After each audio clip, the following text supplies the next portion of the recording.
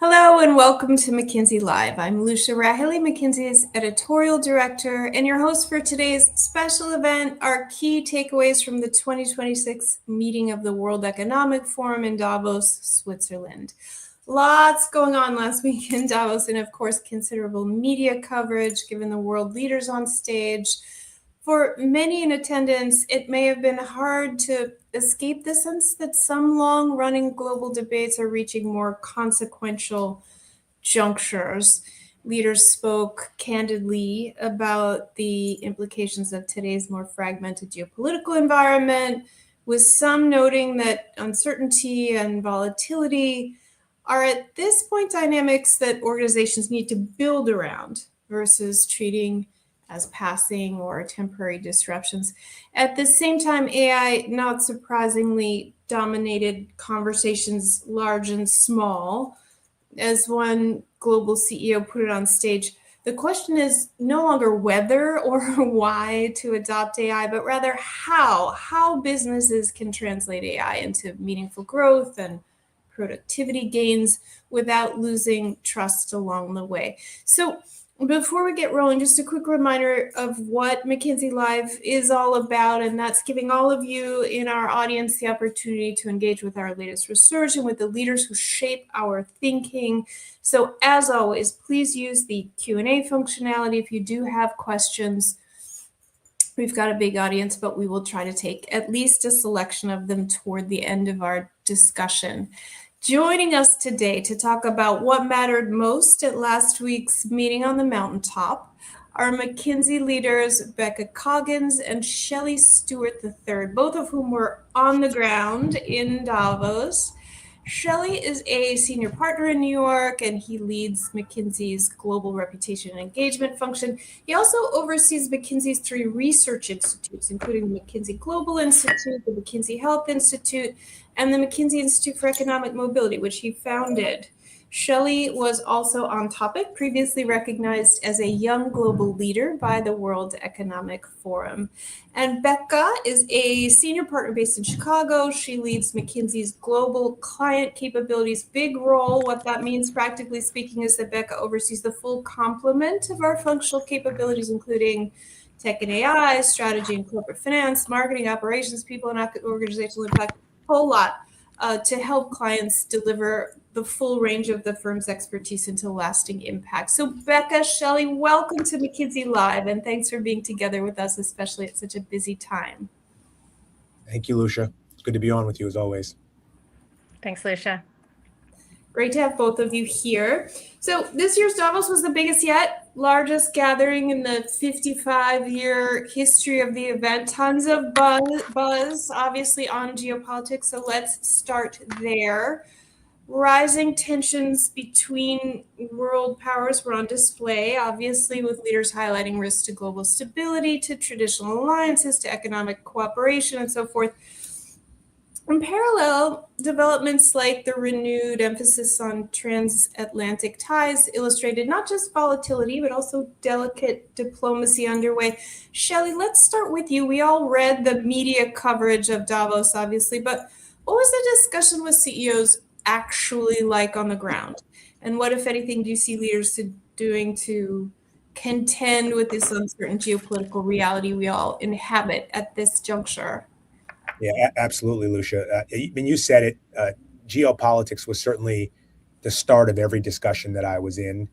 I think you had 6 of the 7 G7 heads of state on the ground, and I think that's a heavier presence than we've historically seen. So certainly a lot going on that front. But I think the other topic which you mentioned, technology broadly, agentic AI, automation, robotics, really good and robust conversations about how we bring those things into the world in a way that actually creates value and what it could mean for how we work, how we live. I think there was generally a positive sentiment around the macro economy, acknowledging a level of uncertainty. So there's no question on this geopolitical question, right, that the world is reordering, right? I mean, global trade is actually expanding if you look at the numbers in the aggregate, but it is certainly reorganizing, which has implications for global institutions. In terms of the leaders, look, I think people recognize that moments of real discontinuity give latitude for bold moves. So I think people see the opportunity ahead, and the question is, can you move with speed? Can you move with a certain level of decisiveness while acknowledging the uncertainty? So there are a few things that I think folks agreed to in many of the conversations that I was in. One is this notion of building a resilient organization and resilient leadership.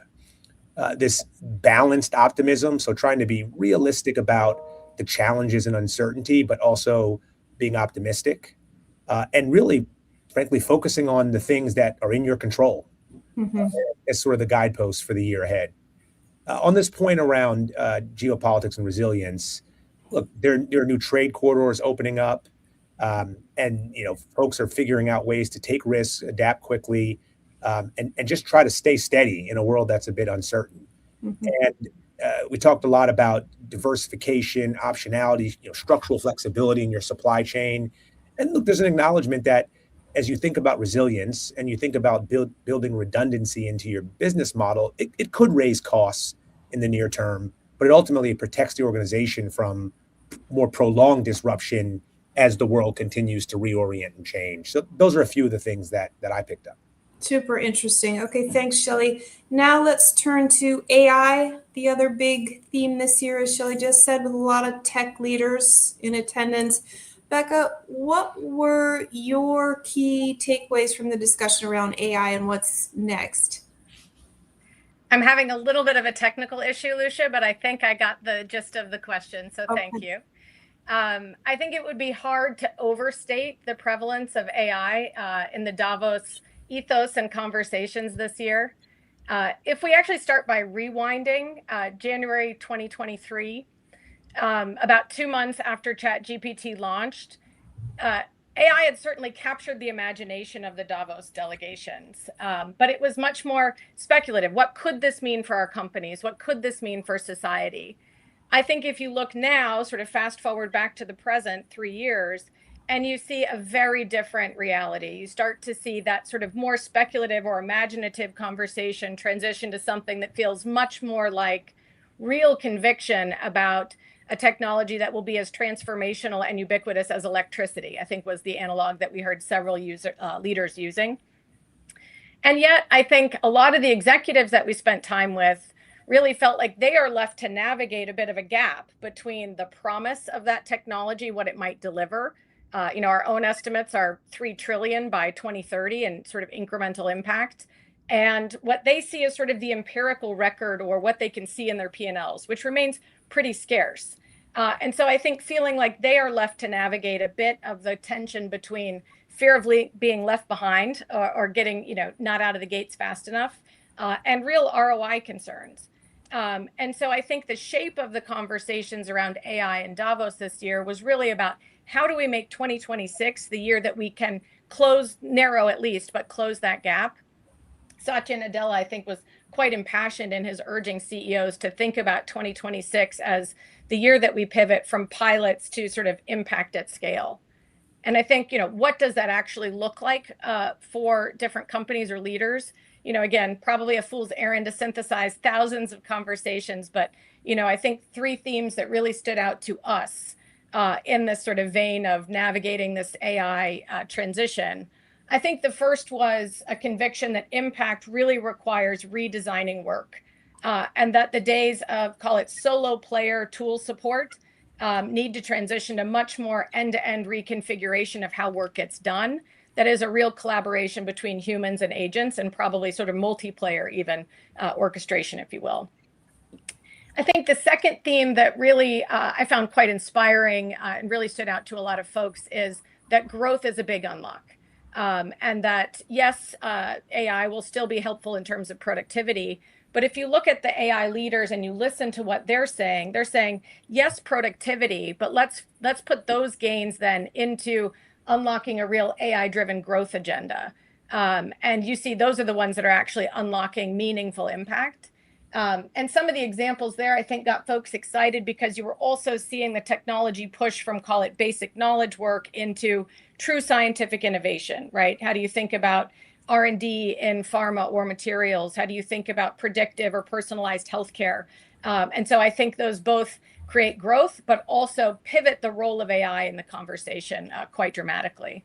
And maybe the third I would highlight, Shelley, feel free to add, and probably the most universal was the idea that this AI transformation is at its heart a people transformation, and real conviction that the organization, as we know it, will have to evolve pretty fundamentally.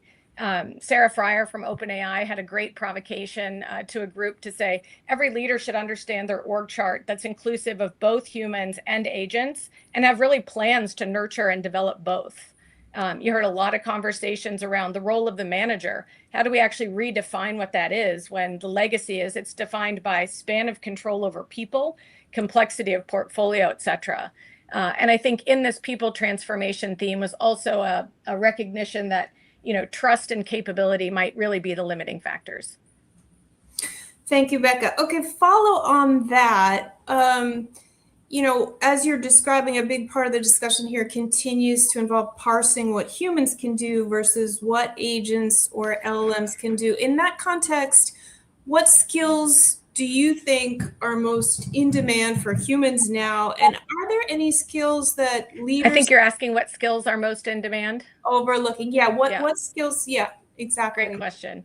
And again, sorry for the technical difficulty. Yeah, we're having some technical. I think it's a great question. And there is a lot of dialogue around, if I'm a leader, how should my skill mix evolve in a world where, 57% of work hours, that's a US figure, are automatable today with the technology that exists today. So clearly I need to think forward about what mix of skills is actually optimal to thrive in an AI era. And yet I don't think we've seen yet, too many companies really make a fulsome pivot on that just yet. But I think, we're seeing companies look at this maybe in sort of two terms, if you will, or two horizons. The first is really like right now, what do I need to do to actually cross that chasm that we were just talking about? And you can actually start to see these changes in the market more specifically. So the big one that we note is a huge rise in the demand for AI fluency, or employees who can manage, interpret, and work with AI tools very effectively. In fact, if you just look at the data, it's about a 7-fold increase over just 2 years. So that, I think, is sort of the headline demand. I think we see a corresponding, maybe more interesting shift. That one's pretty obvious. Shift in some of the related capabilities around how do I successfully embed AI. So systems thinkers, systems designers, right? As you think about this end-to-end workflow redesign, we're seeing some uptick in that demand.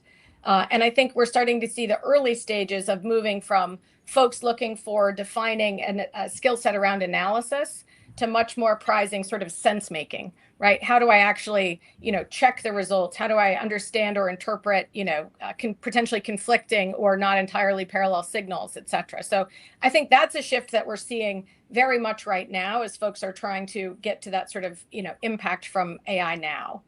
If we sort of fast forward a little bit, and I think this is more where some of those conversations tilted last week, is more about where will those human skills be differentiating over time? And what are those uniquely human things that we should be, searching for, developing, et cetera? And we're biased, right? We're in a human business, and we do actually believe that human edge will be magical over time, that's never going to go away. Some of the specific skills, I think, that the research would suggest in these conversations underscored will be more critical, more in demand. I think one is this idea of aspiration and inspiration, right? Models are trained to extrapolate from past events, extrapolate from sort of linear sequences, but they are not necessarily thinking about audacious ideas. Should we put a man on the moon, right? And so I think, audacity and ambition and vision are really sort of this skill set that is innately human. And we think leaders are going to be really in high demand that are truly visionary and aspirational. The second one that stood out, and this is probably the one I heard the most about at Davos, Shelley, I don't know if same for you, is judgment, right? Models don't have values unless they are encoded by humans. And so how do you think about both, particularly in a world where trust is eroding, right? We know that in institutions of all colors, And so how do you think about, judgment at a premium for encoding values, yes, in models, but also the ability to make tough calls and apply ethics or judgment when the situation is ambiguous, when the trade-offs are not straightforward and it's not an optimization problem. So I think judgment was another one that got a lot of attention, particularly in this world of needing to rebuild trust. And the third, the one maybe is the most overlooked so far, we think is creativity, right? Again, if you think about models will beat humans in many, rules-based decisions or optimization, pathways. They will. And yet they're not really trained to think orthogonally, to connect things that might not have been obvious connections. They don't have style. They don't set trends. So I think this idea of creativity may be a place where companies, more and more look to, sort of move up in the value ranking of their sort of skill mix, if you will. I think it's early innings on actually having seen the moves on that second in how people are recruiting or developing talent as it relates to that second set, but certainly on the agenda.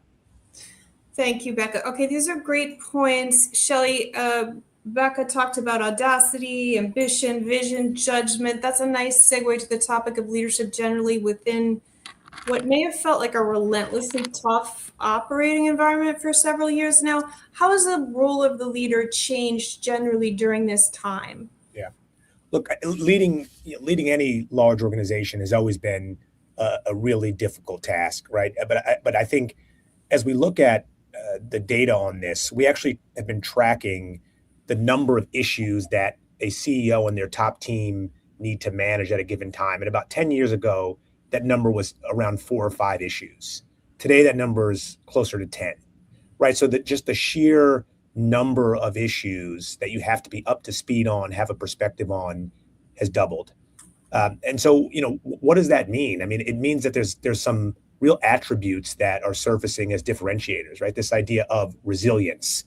In an uncertain world where things are changing, it's not just building a resilient organization, but being a resilient leader, right? Grit, being able to push through and acknowledge that some things won't work and then move on to the next thing. And ultimately you get to something that does work. This notion of exothermic behavior. So giving off energy that can inspire your people. And then a really important one, which goes back to what Becca said, is this notion of a learning quotient, your ability to be a learning animal, right? Because if you've got more issues to deal with and the world is changing rapidly, you have to be someone who is in the mindset of continuously learning. And the other big thing that has come up in a number of these discussions at Davos is this idea of how do we also build leadership factories in our organization? And we've become increasingly of the belief that the CEO really needs to lean in and be the sponsor for this idea of leadership factory and building the next generation. Because if you think about the issues doubling, if you don't have a strong bench of people who are really well-developed leaders that have broad exposure, well, then there's no way that any one person can cover it. And so this idea of building a strong leadership bench and investing as the CEO in doing that. And then the last thing I'd say is, which I think has always been the case, but even more in a world that is this uncertain, there's a real premium on leaders who can separate, signal from noise and just, remain anchored in a long-term vision, but demonstrate the agility to act decisively in the short term as situations change. And so speed is a real strategic advantage. And this idea of being willing to test, to learn, course correct rapidly, you're going to outpace those who are waiting for certainty, because I'm not sure when certainty will get here, if it ever comes back. Right. Makes sense. Okay, so Becca and Shelley both, so far we've talked about big headline themes from Davos and what they meant for leaders. Were there any under the radar moments or surprises that you encountered last week that you think could turn out to be big this year? I'd love to. Yeah, go ahead. Becca, you take it. Sure. I think my pick, under the radar, might be a stretch. It was certainly in some of the discussions, but I think my pick for game changer to watch in 26 and 27 would be physical AI. Certainly most of the conversation was a little bit more focused on, AI trust broadly, agentic AI, energy, et cetera. But I think physical AI, there's pretty compelling evidence and growing conviction that the sort of humanoid robot, the autonomous vehicles, et cetera, may be a reality at scale sooner than some of us, myself included, had expected. Potentially, industrial scale by 2027 or at some point in 2027. Which of course would have pretty crazy and far-reaching implications for industries, everything from trucking to warehousing and manufacturing. Well, one of the use cases that got a lot of attention, I think, at Davos and one to watch would be, could humanoid robots actually fill some of the healthcare worker and care worker gap, for example? So I would say physical AI would be my pick.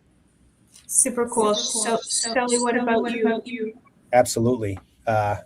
So look, for me, I'm going to talk my own book here a little bit, but for me, it's this idea of as we grapple with the significant changes that are going to come as a result of AI, how do we think about ensuring that the economic benefits, the bounty of all that progress is shared in a broad way? And we recently released a book, McKinsey Global Institute, that called A Century of Plenty, right? This notion that actually in the world, if you kind of look at all the things we need to prosper, there's actually abundance of those things. And the real question is the distribution question. And you've seen rise in inequality within countries at unprecedented levels over the last 30 years, particularly in mature economies.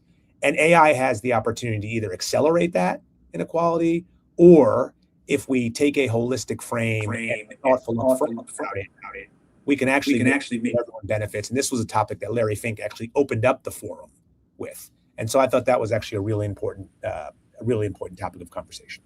Yeah, and folks can find out more about A Century of Plenty on our website, McKinsey.com. I would urge people to take a look. Okay, I'm mindful of time, and as usual, we have had a deluge of questions. So I would love to take a couple before we close. One issue we haven't talked about is sustainability, which in some previous years has been front and center on the Davos agenda. How did the topic come up, if at all, last week? Becca, over to you. Sure. My mic keeps muting. Well, I think you're exactly right, Lucia, which is, sustainability was really very much in the spotlight at Davos, I think, for several years. And this year, markedly less so, potentially pushed off the main stage by the topics that, we started this conversation with, certainly. And so I think some would say it was even missing. I think when you go a little bit deeper, you'd say sustainability was present. As an example, the World Economic Forum designated 2026 the year of water. There was programming themes around water, nature, a few others.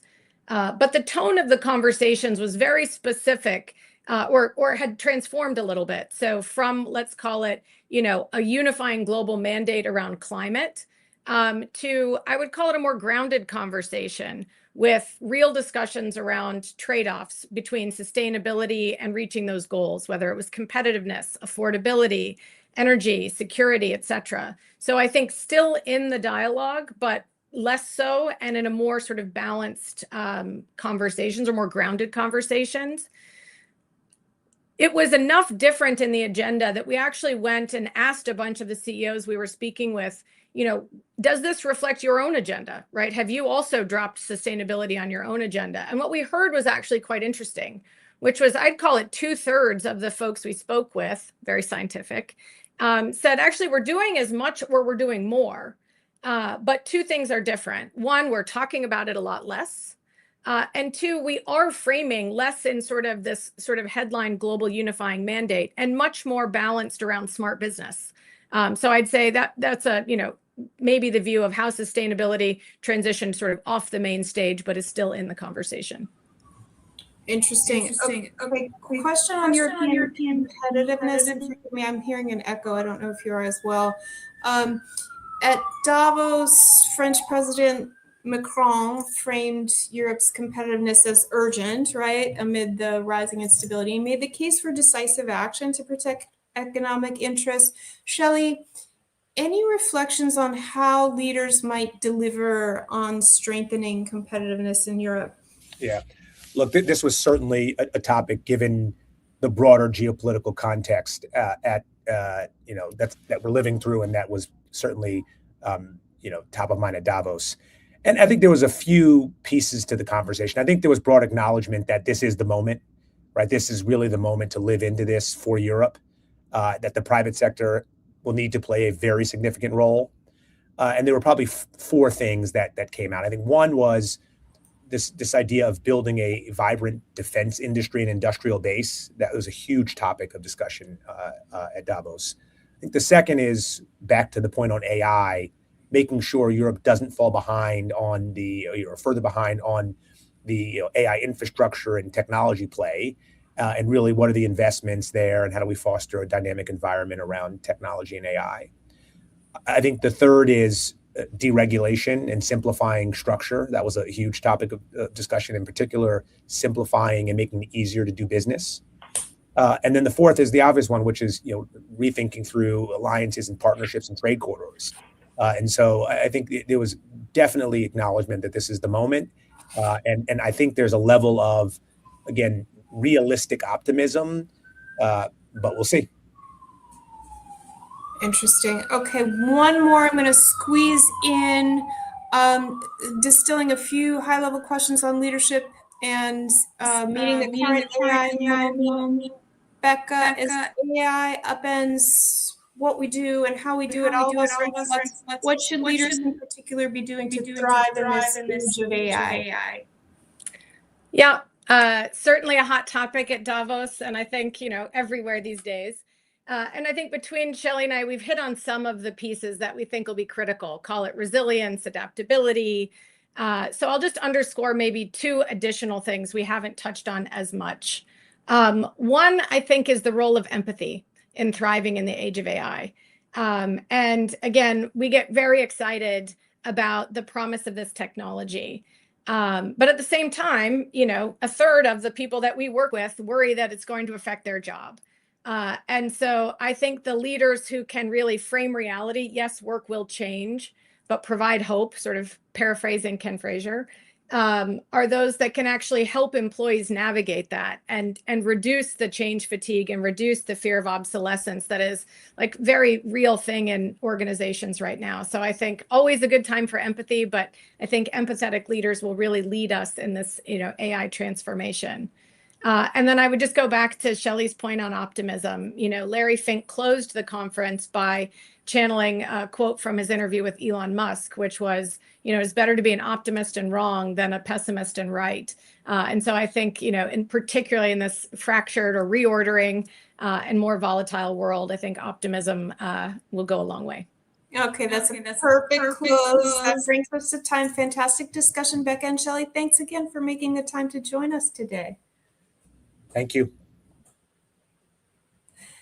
And as always, many thanks to all of you in our McKinsey Live audience today. You will be able to find a replay of this and all our previous McKinsey Live events at mckinsey.com/live. And be sure to join us next month in February to go deeper on this topic of AI and specifically on some new MGI research on partnerships between old school humans like myself and robots and agents in the changing world of work.